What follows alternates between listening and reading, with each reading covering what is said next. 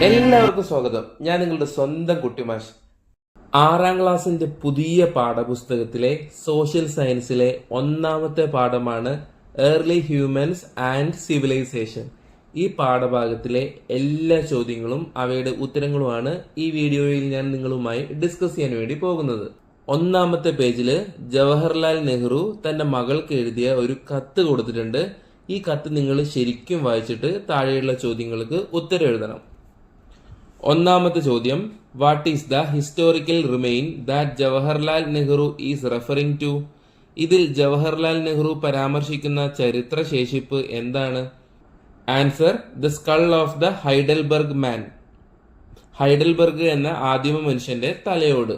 2ാമത്തെ ചോദ്യം, according to Nehru where was it obtained? ഇത് എവിടെ നിന്ന് ലഭിച്ചു എന്നാണ് ജവഹർലാൽ നെഹ്റു സൂചിപ്പിക്കുന്നത്? Answer, from the city of Heidelberg. Heidelberg എന്ന പട്ടണത്തിൽ നിന്നും.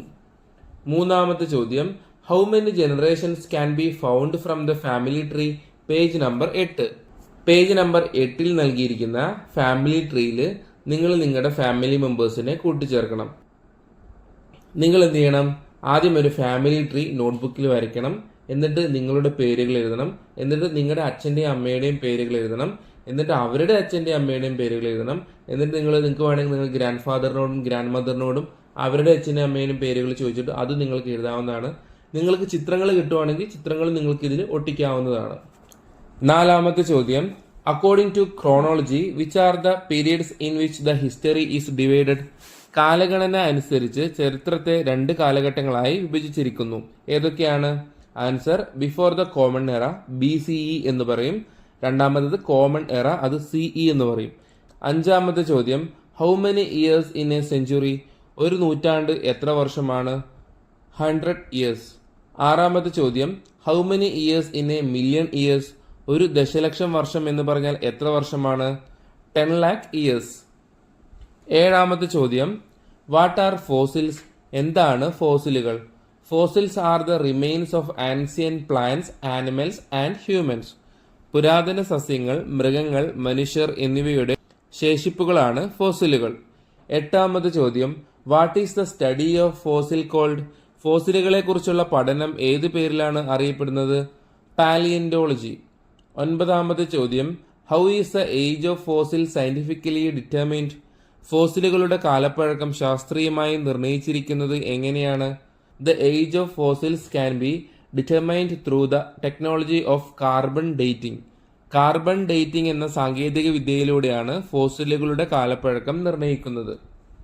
10ാമത്തെ ചോദ്യം, who proposed a scientific view on the human beings? മനുഷ്യരുടെ ഉത്ഭവത്തെക്കുറിച്ച് ശാസ്ത്രീയമായ കാഴ്ചപ്പാട് മുന്നോട്ട് വെച്ചത് ആരാണ്? 11ാമത്തെ ചോദ്യം, through which book did Charles Darwin presented the theory of human evolution? മനുഷ്യ പരിണാമത്തെക്കുറിച്ചുള്ള സിദ്ധാന്തം ചാൾസ് ഡാർവിൻ അവതരിപ്പിച്ചത് ഏത് പുസ്തകത്തിലൂടെയാണ്? Through the book on the origin of the species, published in 1859. 1859 പ്രസിദ്ധീകരിച്ച ഒറിജിൻ ഓഫ് ദ സ്പീഷീസ് എന്ന പുസ്തകത്തിലൂടെ. 12ാമത്തെ ചോദ്യം, study the flow chart explaining the various stages of evolution. Page number 10. പരിണാമത്തിന്റെ വിവിധ ഘട്ടങ്ങൾ വിശദീകരിച്ചുകൊണ്ടുള്ള ഫ്ലോ ചാർട്ട് പഠിക്കുക. ഈ ഫ്ലോ ചാർട്ടുമായിട്ട് ബന്ധപ്പെട്ട ഒരു ക്വസ്റ്റ്യൻ ആണ് അടുത്തത്. Prepare a note including the various stages of human evolution and their characteristics. മനുഷ്യ പരിണാമത്തിന്റെ വിവിധ ഘട്ടങ്ങളും അവയുടെ സവിശേഷതകളും ഉൾപ്പെടുത്തി ഒരു കുറിപ്പ് തയ്യാറാക്കുക. Today the human ജനസ് is known as homo and an individual as homo sapiens. It was Charles Darwin who proposed the idea of human evolution. Evolution refers to the changes caused by natural processes in living organisms. Darwin spoke about the various stages of human evolution, a process that started from Dryopithecus and continued to Homo sapiens. Let us look at the stages of human evolution in detail. ഇന്ന് മനുഷ്യജനസ് homo എന്നും ഒരു വ്യക്തി homo sapiens എന്നും അറിയപ്പെടുന്നു. മനുഷ്യപരിണാമം എന്ന ആശയം മുന്നോട്ട് വെച്ചത് ചാൾസ് ഡാർവിനാണ്. ജീവജാലങ്ങളിലെ സ്വാഭാവിക പ്രക്രിയകൾ മൂലമുണ്ടാകുന്ന മാറ്റങ്ങളെയാണ് പരിണാമം എന്ന് പറയുന്നത്. ഡ്രയോപിത്തക്കസിൽ നിന്ന് ആരംഭിച്ച് ഹോമോസാപ്പിയൻസ് വരെ നീണ്ടു നിൽക്കുന്ന ഒരു പ്രക്രിയയായ മനുഷ്യപരിണാമത്തിന്റെ വിവിധ ഘട്ടങ്ങളെക്കുറിച്ച് ഡാർവിൻ പറഞ്ഞു. മനുഷ്യപരിണാമത്തിന്റെ ഘട്ടങ്ങൾ എന്തൊക്കെയാണെന്ന് നമുക്ക് വിശദമായി നോക്കാം. Stage 1 Dryopithecus. ഘട്ടം 1 ഡ്രയോപിത്തേക്കസ്. അതെന്താണ് നമുക്ക് നോക്കാം. The ancestors of humans and chimpanzees were great apes. They lived in Africa, China, Europe and India. They were known as Dryopithecus. മനുഷ്യന്റെയും ചിമ്പാൻസികളുടെയും പൂർവികർ വലിയ കുരങ്ങുകളാണ്. അവർ ആഫ്രിക്ക, ചൈന, യൂറോപ്പ്, ഇന്ത്യ എന്നിവിടങ്ങളിൽ ജീവിച്ചിരുന്നു. ഡ്രയോപിത്തേക്കസ് എന്നായിരുന്നു അവർ അറിയപ്പെട്ടിരുന്നത്. Stage 2 Ramapithecus. ഘട്ടം 2 Ramapithecus. These are extinct apes. Its remains were first found in the Shivalik range of Punjab and later in Saudi Arabia and Africa. They lived in open grasslands. വംശനാശം സംഭവിച്ച കുരങ്ങുകളാണിവ. ആദ്യം പഞ്ചാബിലെ ശിവാലിക് ശ്രേണിയിലും പിന്നീട് Saudi അറേബ്യയിലും ആഫ്രിക്കയിലും ഇതിന്റെ അവശിഷ്ടങ്ങൾ കണ്ടെത്തി. അവർ തുറന്ന പുൽമേടുകളിലാണ് താമസിച്ചിരുന്നത്. സ്റ്റേജ് 3 ഓസ്ട്രലോപിത്തേക്കസ്. ഘട്ടം 3 ഓസ്ട്രലോപിത്തേക്കസ്. Its fossil was found in South Africa in 1924. They lived on the ground. They used stone tools. They walked upright and their height was about 4 feet. 1924 ദക്ഷിണാഫ്രിക്കയിൽ നിന്നാണ് ഇതിന്റെ ഫോസിൽ കണ്ടെത്തിയത്. അവർ നിലത്ത് ജീവിച്ചിരുന്നു. കല്ലുകൊണ്ടുള്ള ആയുധങ്ങൾ അവർ ഉപയോഗിച്ചു. അവർ നിവർന്നു നടന്നിരുന്നു. അവരുടെ ഉയരം ഏകദേശം 4 അടിയായിരുന്നു. Stage 4 homo erectus. ഘട്ടം 4 homo erectus. The first fossil of Homo erectus was discovered in Java in 1891.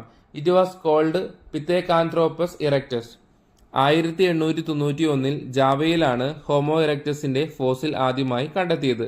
ഇതിനെ പിത്തേകാന്ത്രോപ്പസ് ഇറക്ടസ് എന്നും വിളിക്കുന്നു. സ്റ്റേജ് 5 ഹോമോസാപ്പിയൻസ് അല്ലെങ്കിൽ നിയാൻഡർതാലൻസിസ്. ഘട്ടം 5 ഹോമോസാപ്പിയൻസ് അല്ലെങ്കിൽ നിയാൻഡർതാലൻസിസ്. Homo erectus evolved into Homo sapiens. Over time, it evolved into 2 groups, Homo sapiens and Homo sapien Neanderthal.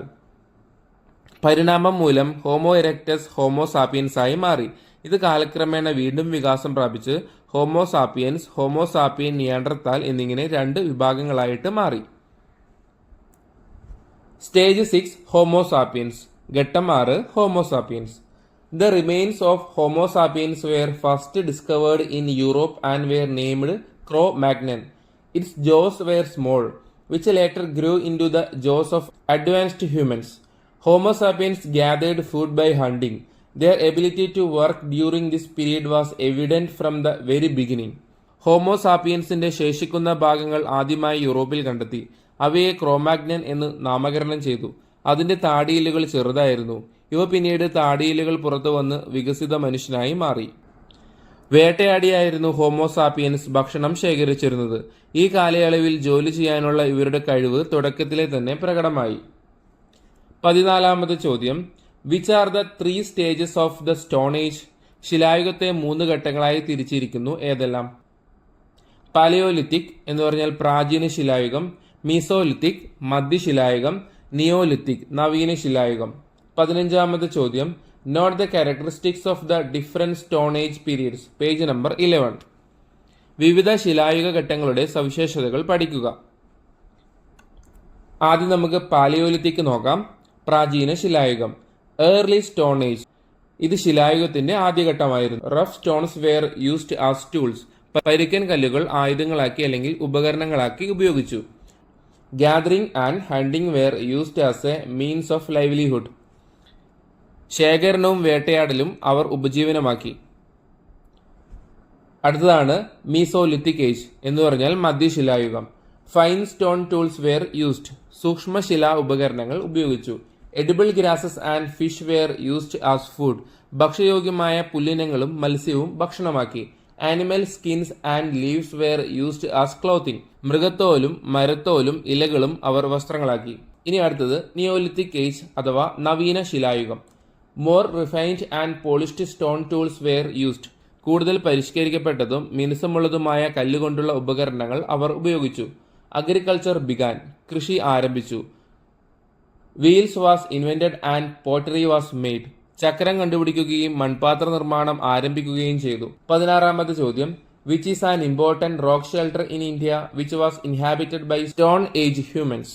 പൗരാണിക മനുഷ്യർ അധിവസിച്ചിരുന്ന ഇന്ത്യയിലെ ഒരു പ്രധാന ഗുഹാകേന്ദ്രം ഏതാണ്? ഭിംബേട്ക ഇൻ മധ്യപ്രദേശ്. 17ാമത്തെ ചോദ്യം, what changes might settled life has brought about in humans? Page number 12. നവീന ശിലായുഗത്തിൽ കൃഷിയിടങ്ങൾക്ക് സമീപം സ്ഥിരവാസം ആരംഭിച്ച മനുഷ്യരിൽ എന്തൊക്കെ മാറ്റങ്ങൾ ഉണ്ടായിട്ടുണ്ടാവാം? Dwelling began to be build. വാസസ്ഥലങ്ങൾ നിർമ്മിച്ചു തുടങ്ങി. People began to interact more with each other and marked their beginning of organised social life. ജനങ്ങൾ കൂടുതൽ ഇടപഴകാൻ തുടങ്ങുകയും സാമൂഹിക ജീവിതത്തിന് തുടക്കം കുറിക്കുകയും ചെയ്തു. Permanent settlements gradually developed into villages and urban centres. സ്ഥിരവാസ കേന്ദ്രങ്ങൾ ക്രമേണ ഗ്രാമങ്ങളായും നഗരങ്ങളായും വികാസം പ്രാപിച്ചു. 18ാമത്തെ ചോദ്യം, observe the pictures given below. What materials are they made of? Page number 12. താഴെ തന്നിരിക്കുന്ന ചിത്രങ്ങൾ നിരീക്ഷിക്കുക. ഇവ ഏതൊക്കെ വസ്തുക്കൾ കൊണ്ടാണ് നിർമ്മിച്ചിരിക്കുന്നത്? ആൻസർ, ആദ്യത്തെ ചിത്രത്തിലുള്ളത് സ്റ്റോൺസ് കൊണ്ടാണ് നിർമ്മിച്ചിട്ടുള്ളത്. രണ്ടാമത്തെ ചിത്രത്തിലുള്ളത് മെറ്റൽസ് കൊണ്ടാണ് നിർമ്മിച്ചിട്ടുള്ളത്. 19ാമത്തെ ചോദ്യം, which was the first metal used by humans? മനുഷ്യർ ആദ്യം ഉപയോഗിച്ച ലോഹം ഏത്? ആൻസർ, കോപ്പർ അല്ലെങ്കിൽ ചെമ്പ്. 20ാമത്തെ ചോദ്യം, what is the metal age? എന്താണ് ലോഹയുഗം? The period when weapons and tools made of metals were used is called the metal age. ലോഹങ്ങൾ കൊണ്ടുള്ള ആയുധങ്ങളും ഉപകരണങ്ങളും ഉപയോഗിച്ചിരുന്ന കാലഘട്ടത്തെ ലോഹയുഗം അല്ലെങ്കിൽ മെറ്റൽ ഏജ് എന്നാണ് വിളിച്ചിരുന്നത്.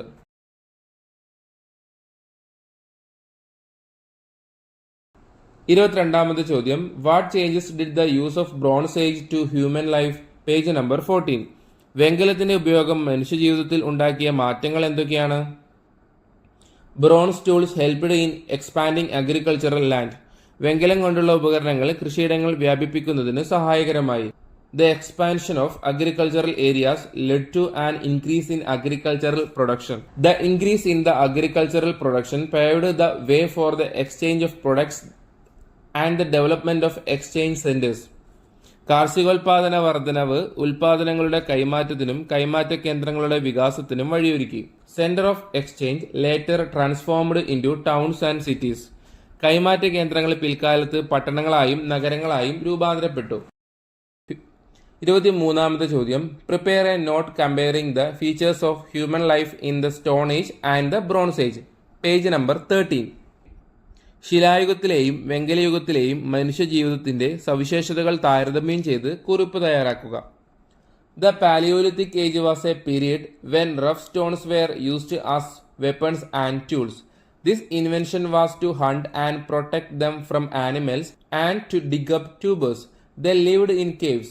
They ate tubers, fruits, and the meat of the animals they hunted. Hunting was the main means of livelihood of Paleolithic man. They began to use fire for light and to cook food inside caves. Stone fragments, bone fragments, and wooden sticks were the main weapons of Stone Age man. Many changes occurred later. The lack of sharp claws was solved through sharp weapons.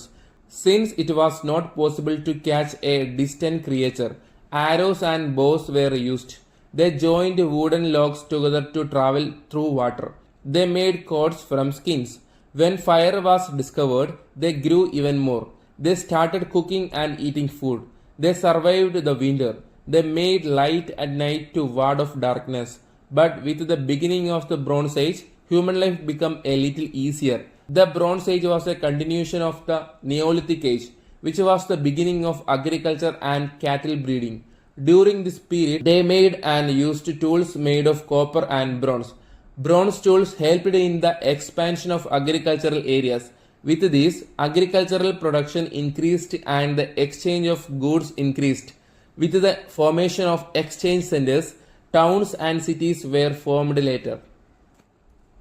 24ാമത്തെ ചോദ്യം, which are the Bronze Age civilization? Page number 13. വെങ്കലയുഗ സംസ്കാരങ്ങൾ ഏതൊക്കെയാണ്? Mesopotamian, Egyptian, Chinese, Harappan.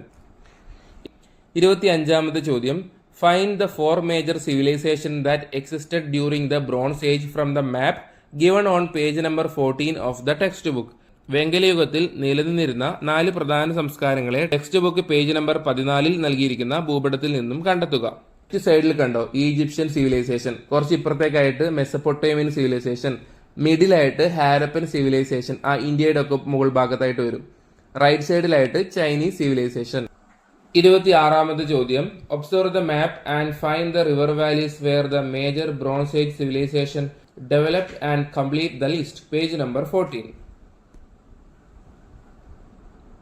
ഭൂപടം നിരീക്ഷിച്ച് പ്രധാന വെങ്കലയുഗ സംസ്കാരങ്ങൾ വികസിച്ചു വന്ന നദീതടങ്ങൾ കണ്ടെത്തി പട്ടിക പൂർത്തിയാക്കുക. മെസപ്പൊട്ടേമിയൻ സിവിലൈസേഷൻ ഏത് റിവറിന്റെ സൈഡിലാണ് ഉണ്ടായത്? Euphrates and Tigris rivers. Egyptian civilisation ഏത് റിവറിന്റെ സൈഡിലായിരുന്നു? Nile river. ഹാരപ്പൻ ആണെങ്കിലോ ഇൻഡൂസ് റിവർ. ഇൻഡൂസ് റിവർ എന്ന് പറഞ്ഞാൽ സിന്ധു നദിയാണ് കേട്ടോ. ചൈനീസ് സിവിലൈസേഷൻ ഏത് നദിയുടെ തീരത്തായിരുന്നു? ഹുവാങ് ഹോ റിവർ. അതിന് വേറൊരു പേരും കൂടിയുണ്ട്, യെല്ലോ റിവർ. 27ാമത്തെ ചോദ്യം, why did bronze age civilisation form in river valleys? Page number 15. വെങ്കലയുഗ സംസ്കാരങ്ങൾ നദീതടങ്ങളിൽ രൂപപ്പെട്ടത് എന്തുകൊണ്ടായിരിക്കാം? ഫെർട്ടൈൽ സോയിൽ, ഫലഭൂയിഷ്ഠമായ മണ്ണ്, വാട്ടർ അവൈലബിലിറ്റി, ജലലഭ്യത, ഫേവറബിൾ ക്ലൈമറ്റ്, അനുകൂലമായ കാലാവസ്ഥ. 28ാമത്തെ ചോദ്യം, between which rivers is Mesopotamia located? ഏതൊക്കെ നദികൾക്കിടയിലാണ് മെസപ്പൊട്ടേമിയ സ്ഥിതി ചെയ്യുന്നത്? Euphrates, Tigris. 29ാമത്തെ ചോദ്യം, what does the word Mesopotamia mean? Mesopotamia എന്ന വാക്കിന്റെ അർത്ഥം എന്താണ്? ദ ലാൻഡ് ബിറ്റ്വീൻ റിവേഴ്സ്, 2 നദികൾക്കിടയിലുള്ള പ്രദേശം. 30ാമത്തെ ചോദ്യം, what cultures did Mesopotamian civilisation consist of? ഏതൊക്കെ സംസ്കാരങ്ങൾ കൂടിച്ചേർന്നതായിരുന്നു മെസപ്പൊട്ടേമിയൻ സംസ്കാരം? Sumerian, Babylonian, Assyrian, Chaldean. 31ാമത്തെ ചോദ്യം, which were the major cities of the Mesopotamians? മെസപ്പൊട്ടേമിയക്കാരുടെ പ്രധാന നഗരങ്ങൾ ഏതൊക്കെയാണ്? Ur, Uruk, Lagash. 32ാമത്തെ ചോദ്യം, by what names was the writing system of the Mesopotamians known? മെസപ്പൊട്ടേമിയക്കാരുടെ എഴുത്തു സമ്പ്രദായം ഏതു പേരിലാണ് അറിയപ്പെട്ടത്? ക്യൂണിഫോം. 33ാമത്തെ ചോദ്യം, write the features of the cuneiform script. Cuneiform ലിപിയുടെ സവിശേഷതകൾ എഴുതുക. This script was developed by the Sumerians. ഈ ലിപി വികസിപ്പിച്ചത് സുമേറിയക്കാരാണ്. It is a pictographic script in the shape of a wedge. ആപ്പിന്റെ ആകൃതിയിലുള്ള ചിത്രലിപിയാണിത്. It was written on clay tablets.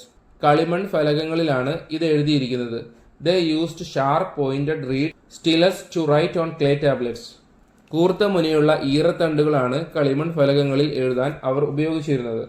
34ാമത്തെ ചോദ്യം, what were the contributions of the Mesopotamians? Page number 16. മെസപ്പൊട്ടേമിയക്കാരുടെ സംഭാവനകൾ എന്തൊക്കെയാണ്? ആദ്യത്തെ അവരുടെ സംഭാവന എന്ന് പറയുന്നത് ലോ അല്ലെങ്കിൽ നിയമം. ഇതിലായിരുന്നു അവർ കൂടുതൽ കോൺട്രിബ്യൂഷൻസ് നൽകിയത്. The laws were codified for the first time during the reign of the Sumerian ruler Dungi. Sumerian ഭരണാധികാരിയായ ഡുങ്കിയുടെ കാലഘട്ടത്തിൽ ആദ്യമായി നിയമങ്ങൾ ഉണ്ടായി. Code of Hammurabi is the revised form of these laws. പിന്നീട് സുമേറിയക്കാരനായ ഹമ്മുറാബിയുടെ നിയമസംഹിതയും ഉണ്ടായി. മെസപ്പൊട്ടേമിയക്കാരുടെ അടുത്ത പ്രധാന കണ്ടുപിടുത്തങ്ങൾ സയൻസ് ആൻഡ് മാത്തമാറ്റിക്സിലായിരുന്നു. അതെന്തൊക്കെയാണ് നമുക്ക് നോക്കാം. ലൂണാർ കാലണ്ടർ, ചാന്ദ്ര പഞ്ചാംഗം എന്ന് പറയും. Calculator solar and lunar eclipses. സൂര്യഗ്രഹണവും ചന്ദ്രഗ്രഹണവും അവർ കണക്കാക്കി. ഡിവിഷൻ ആൻഡ് മൾട്ടിപ്ലിക്കേഷൻ, ഹരണവും ഗുണനവും അവർ കണ്ടുപിടിച്ചു. 35ാമത്തെ ചോദ്യം, which is the oldest written code of law in the world? ലോകത്ത് എഴുതപ്പെട്ടതിൽ ഏറ്റവും പഴക്കമേറിയ നിയമസംഹിത ആരുടേതാണ്? Answer, ഹമ്മുറാബിസ് code. 36ാമത്തെ ചോദ്യം, by what name are the places of worship of the Mesopotamian known? മെസപ്പൊട്ടേമിയക്കാരുടെ ആരാധനാലയങ്ങൾ ഏതു പേരിലാണ് അറിയപ്പെട്ടത്? സിഗുറാറ്റ്സ്.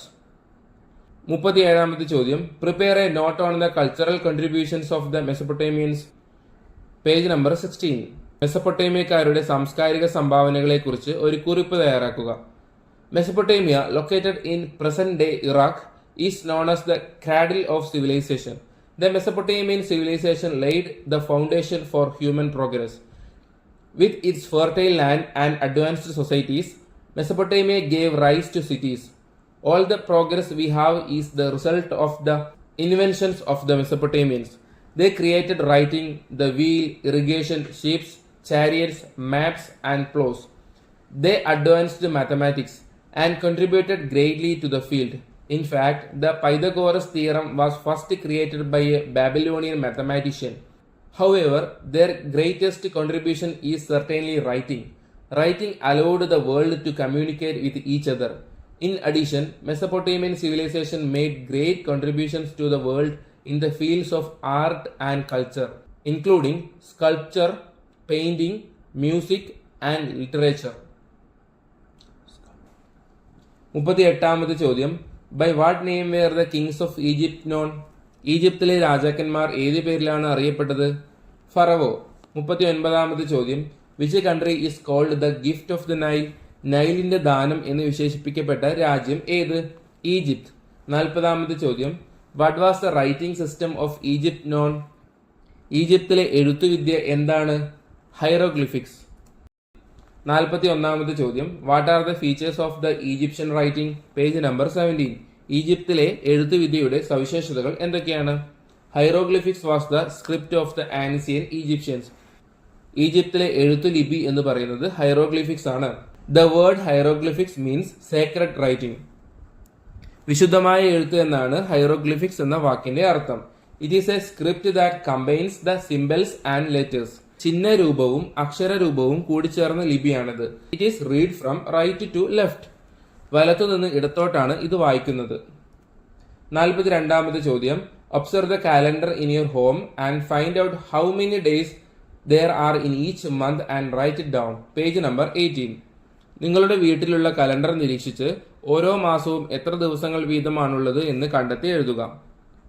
ജനുവരി 31 ഡേയ്സ് ഉണ്ട്, ഫെബ്രുവരി 28 ഡേയ്സ് ഉണ്ട്, 29 ആവും എപ്പോഴാണ്? If it is a leap year.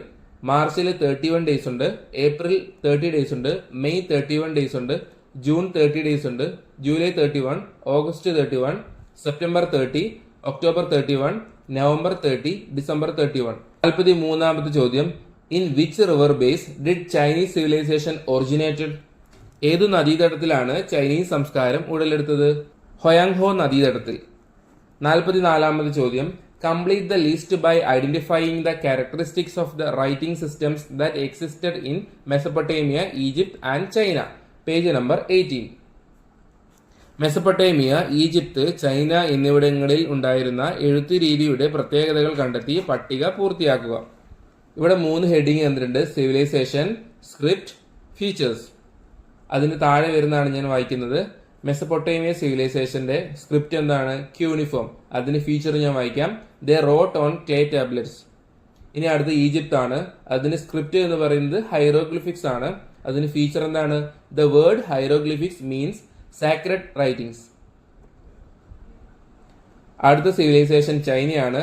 അതിന്റെ സ്ക്രിപ്റ്റ് എന്ന് പറയുന്നത് പിക്ചോഗ്രാഫ്സ് ആണ്. അതിന്റെ ഫീച്ചർ എന്ന് പറയുന്നത് pictures were used instead of letters. 45ാമത്തെ ചോദ്യം, which culture existed in the Indus valley during the bronze age? വെങ്കല യുഗത്തിൽ സിന്ധു നദീതടത്തിൽ ഉണ്ടായിരുന്ന സംസ്കാരം ഏതാണ്? Harappan culture or Indus valley civilisation. 46ാമത്തെ ചോദ്യം, who discovered the Harappan civilisation? Harappan സംസ്കാരം കണ്ടുപിടിച്ചത് ആരാണ്? Sir John Marshall. 47ാമത്തെ ചോദ്യം, observe map 1.2 and find and list the major cities of the Harappan culture. Page number 19. ഭൂപടം 1.2 നിരീക്ഷിച്ച് ഹാരപ്പൻ സംസ്കാരത്തിലെ പ്രധാന നഗരങ്ങൾ കണ്ടെത്തി പട്ടികപ്പെടുത്തുക. മോഹൻജദാരോ, ലോഥൽ, ഹാരപ്പ, കാലിബംഗൻ. 48ാമത്തെ ചോദ്യം, what information can be obtained about the craft of the Harappan people from the pictures given on page number 20? Find them and complete the concept map. Page number 20 നൽകിയിട്ടുള്ള ചിത്രങ്ങളിൽ നിന്ന് ഹാരപ്പൻ ജനതയുടെ കരകൗശല വിദ്യയെക്കുറിച്ച് എന്തൊക്കെ വിവരങ്ങളാണ് ലഭിക്കുന്നത്? കണ്ടെത്തി ആശയപടം പൂർത്തിയാക്കൂ. Handicraft of the Harappan people. Harappan ജനതയുടെ കരകൗശല വിദ്യ എന്തൊക്കെയാണ് അതിൽ തന്നിരിക്കുന്നത്? സീൽസ് വെയർ മെയ്ഡ്, മുദ്രകൾ നിർമ്മിച്ചിരുന്നു. ടോയ്സ് വെയർ മെയ്ഡ്, കളിപ്പാട്ടങ്ങൾ നിർമ്മിച്ചിരുന്നു. സ്റ്റാച്യൂസ് വെയർ മെയ്ഡ്, പ്രതിമകൾ നിർമ്മിച്ചിരുന്നു. ജ്വല്ലറി വാസ് മെയ്ഡ്, ആഭരണങ്ങൾ നിർമ്മിച്ചിരുന്നു. ക്ലേ പോട്ട്സ് വെയർ മെയ്ഡ്, മൺപാത്രങ്ങൾ നിർമ്മിച്ചിരുന്നു. 49ാമത്തെ ചോദ്യം, what were the reasons for the decline of the Harappan civilisation? Harappan സംസ്കാരത്തിന്റെ തകർച്ചയ്ക്ക് കാരണം എന്തൊക്കെയാണ്? ക്ലൈമറ്റ് ചേഞ്ച് കാലാവസ്ഥാ വ്യതിയാനം, ഫ്രീക്വന്റ് ഫ്ലഡിംഗ്, നിരന്തരമുണ്ടായ പ്രളയം, ഡിഫോറസ്റ്റേഷൻ വനനശീകരണം. നിങ്ങൾക്കായി ക്വിസ് മാസ്റ്റേഴ്സ് എന്ന കമ്മ്യൂണിറ്റി തുടങ്ങുകയാണ് കുട്ടിമാഷ്. വെറും 59 രൂപ കൊടുത്ത് നിങ്ങൾക്ക് ഈ കമ്മ്യൂണിറ്റിയിൽ മെമ്പർഷിപ്പ് എടുക്കാവുന്നതാണ്.